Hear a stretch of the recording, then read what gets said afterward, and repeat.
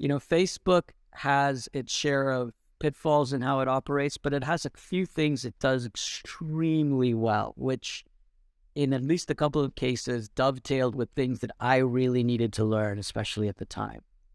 One of them, and this sort of builds actually ironically off what we were just talking about, is I had a tendency to A, enjoy the argument, and B, get entrenched in my position, not with the customer, but internal. And one of the things that Facebook does incredibly well, especially at the senior levels, is I have a strong point of view as director A, and you have a strong point of view as director B, and we need to collaborate. And Facebook is built for it. You have to collaborate across business areas to make something big happen. And Facebook was incredibly good at saying, and I had to learn this from a number of people, but they were incredibly good at simply saying, you think X, I think Y. By the end of this week, the latest, we are going to either agree, disagree, and know why, and escalate.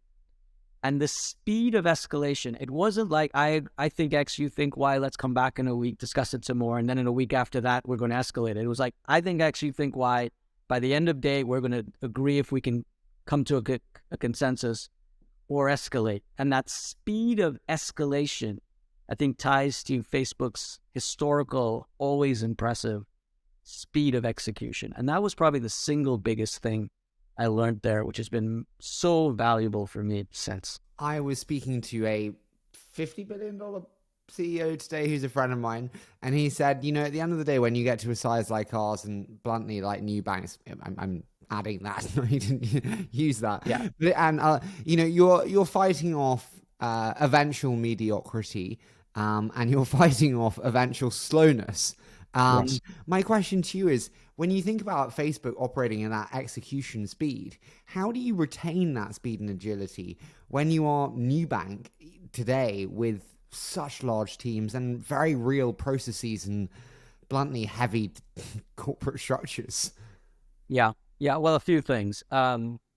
We have a CEO who's a founder, and he fights the natural creep of corporate process, even including ones that I try to introduce at times. And I think that's a helpful counter force, counter gravity.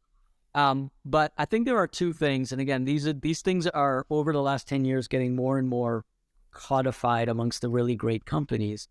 My wife used to work at Amazon, so we lived, and I heard in the early days about two pizza box teams. At Google, we used to talk about a team should be like a family. You should be able to feed it around the table.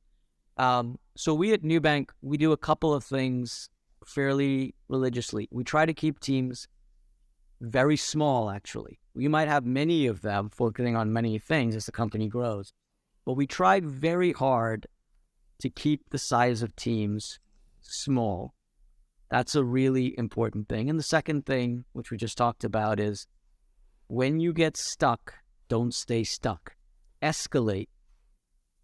Someone will make a call, a bad decision, which can be iterated on, is better than no decision at all, because you start learning from the market and from customers. And very few decisions are, as Bezos would say, one-way doors. So escalate and decide, and keep your team small. And at Nubank, there was a religion, which is sometimes hard as a senior exec. There's a religion around autonomy, and we try to give our general managers and even folks who are more junior than that a lot of autonomy to make decisions about where they're taking their product or their business.